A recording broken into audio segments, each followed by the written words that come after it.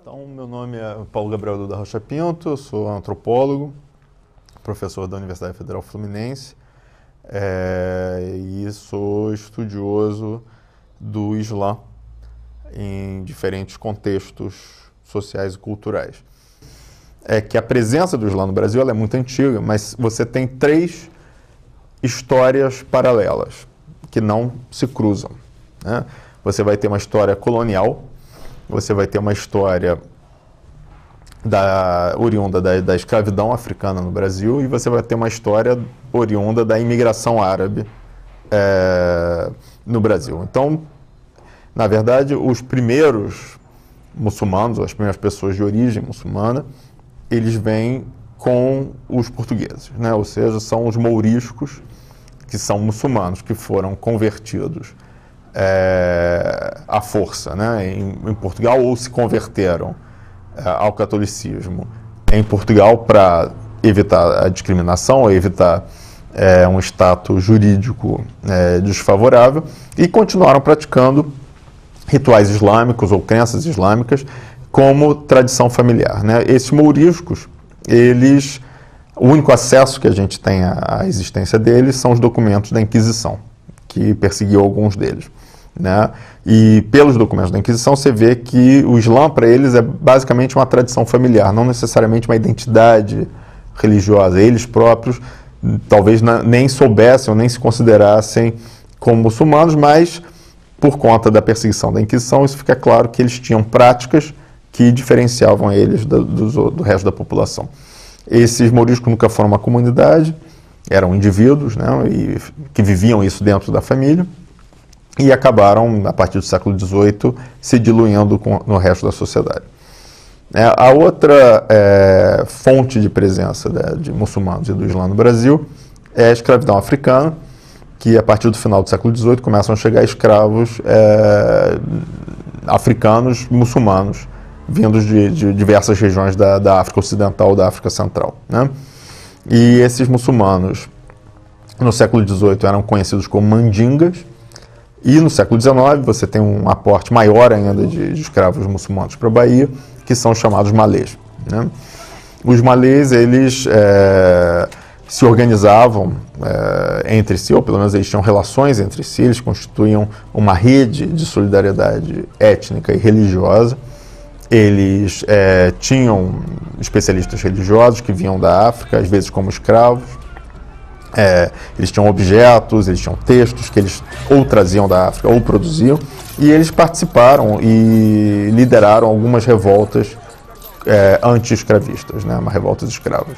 E a mais famosa é de 1835, a chamada Revolta dos Malês, é a mais famosa delas. O que acontece depois da Revolta dos Malês é que há uma grande repressão a toda a prática visível do Islã, toda a prática pública do Islã, por parte do Estado brasileiro. Já está no Brasil independente, né, no Brasil imperial. E isso faz com que esses escravos e ex-escravos se organizem em comunidades, mas comunidades que praticam o Islã privadamente, né? Ou seja, você vai ter na casa do imam, que no linguajar deles era o limamo, né? Você tinha as orações, você tinha algumas práticas rituais, você tem registro de recitações de zikr, embora não fossem comunidades sufis, você tem uma influência do sufismo na religiosidade deles, e por conta da repressão na Bahia, eles também vão para outras regiões do Brasil. Então, no século XIX, você tem pelo menos 3 comunidades organizadas: Rio de Janeiro, Salvador e Recife, onde você vai ter muçulmanos negros, escravos ou ex-escravos, né, que se organizam nessas comunidades. E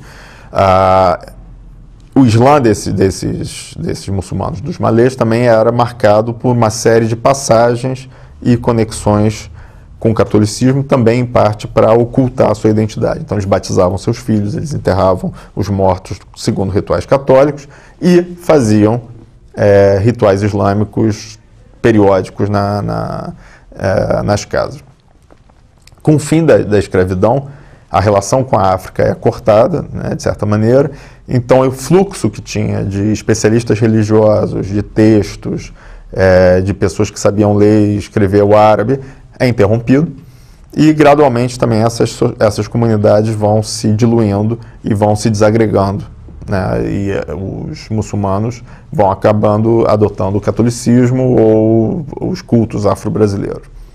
E quando essas comunidades começam a se desagregar no início do século XX, é exatamente quando chega uma nova leva de muçulmanos, que é ligada à imigração médio-oriental, imigração de fala e cultura árabe, principalmente da Síria, da Palestina, Síria e Líbano, para o Brasil, né? Então, esses imigrantes árabes, eles são algo em torno de 15% da imigração total do Oriente Médio. Os outros imigrantes eram cristãos, e eles vão gradualmente também se organizar em comunidade. Eles vão levar um tempo maior do que os cristãos árabes para se organizar, até porque a sociedade brasileira tinha uma série de preconceitos, uma série de divisões negativas sobre o Islã. Mas já nos anos 20, em 1929, você tem a criação da Sociedade Beneficente Muçulmana em São Paulo, que é a primeira instituição muçulmana. Um traço importante desse Islã imigrante, que chega com os imigrantes, é que ele é extremamente plural. Você tem muçulmanos sunitas, você tem drusos, você tem alauítas, né, num primeiro momento, e mais tarde vão chegar xiitas Jafri, né, duodecimanos. Então, assim, em 29, os sunitas organizam a Sociedade Beneficente Muçulmana em São Paulo. No mesmo ano, os drusos organizam a Sociedade Beneficente Drusiense em Oliveira, em Minas Gerais. E já em 31, a Sociedade Beneficente Muçulmana Alauíta é criada pela comunidade alauíta no Rio de Janeiro. Então, você começa a ter a organização do Islã em torno dessas sociedades beneficentes muçulmanas, mas que já marca justamente essa pluralidade de comunidades, de tradições, de formas de entender o Islã. E o modelo de organização é a sociedade beneficente, que funciona, nesse primeiro momento, basicamente como uma arena de sociabilidade entre famílias, né? A ideia é que as famílias fiquem juntas, que elas possam passar a sua cultura e a sua língua, né, através do contato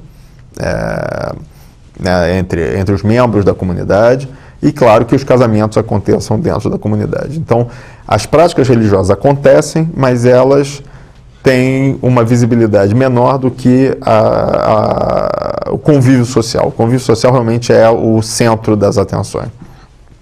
Tanto que a primeira mesquita, que é a Mesquita Brasil, em São Paulo, vai começar a ser construída em 40 e terminada em 60. E ela é a única mesquita do Brasil até 72, quando tem a Mesquita de Curitiba.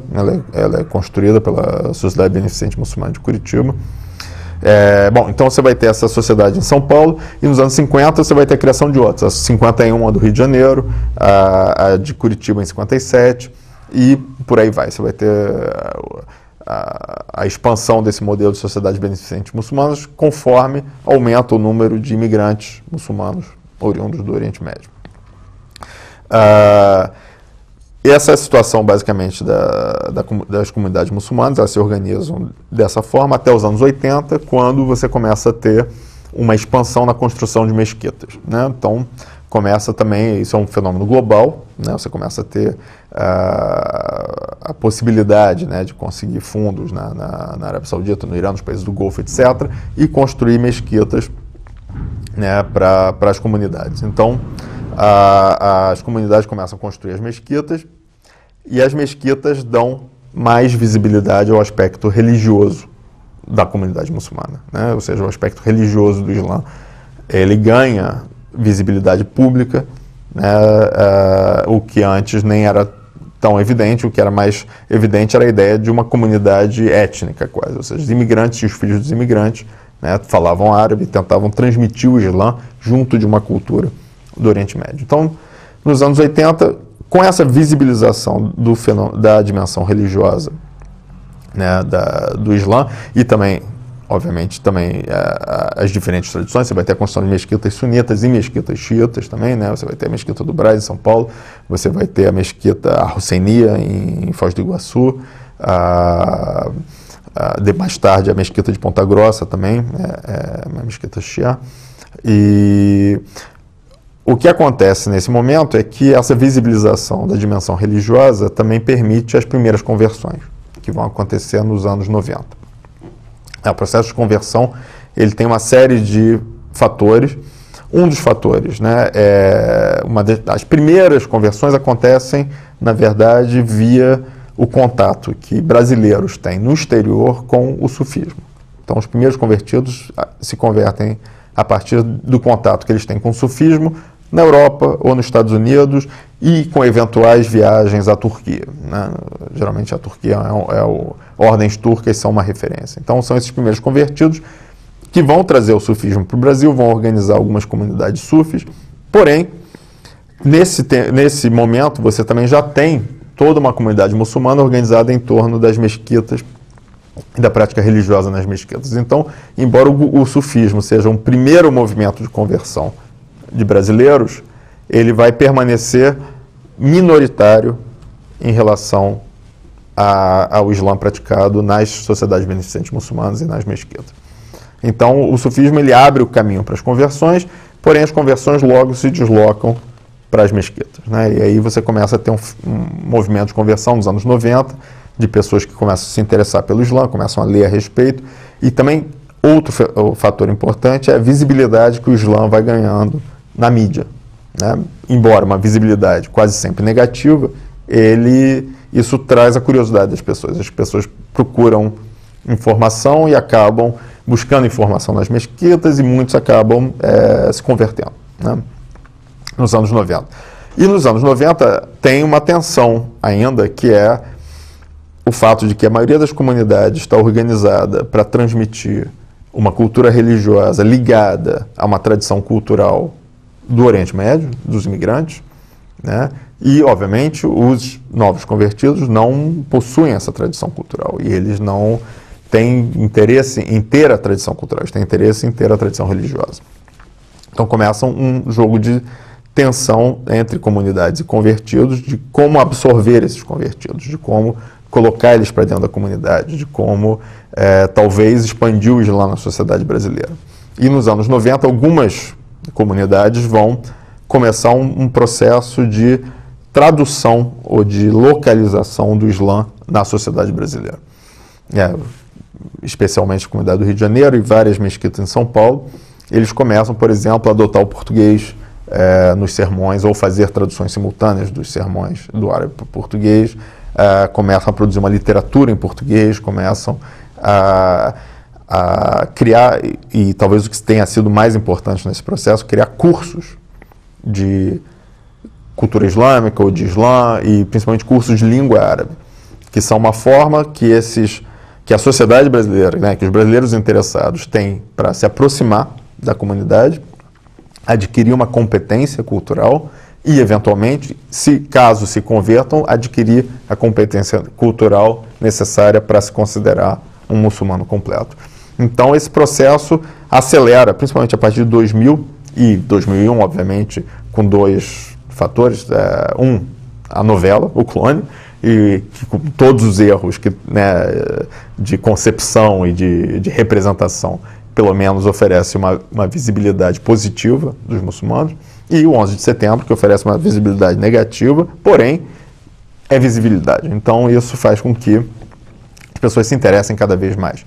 E algumas comunidades já estavam preparadas com essas arenas de divulgação, de explicação, de acessibilidade do Islã para esses brasileiros. Então, o que tem na década de 2000 a 2010 ou 2012, se quiserem, é uma grande expansão do fenômeno das conversões em algumas comunidades.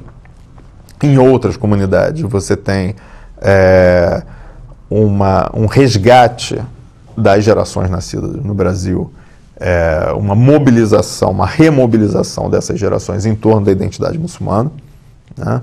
E o que cria, de novo, também grandes diferenças regionais. Obviamente, comunidades que têm uma presença muito grande de imigrantes e seus descendentes, a forma de viver o Islã ali é muito mais ligada, obviamente, com a língua árabe, com a cultura árabe, com tudo mais, o que é diferente de comunidades que foram criadas por convertidos, como as comunidades do Nordeste ou comunidades em que não receberam mais grandes levas de imigrantes, como no Rio de Janeiro, em que os convertidos acabam se tornando a principal presença dentro da comunidade, né? Então, na verdade, se você olhar para o Islã hoje, você vai ter uma pluralidade de tradições. Então você vai ter, né, como eu disse, sunitas, xiitas, alauítas, drusos, o sufismo vai estar presente, mas também dentro de cada uma dessas tradições você vai ter uma diferença, uma pluralidade de condições e de formas de entender e de formas de ser muçulmano e de questões que essas comunidades obviamente enfrentam e colocam para si mesmas, né? Então é isso.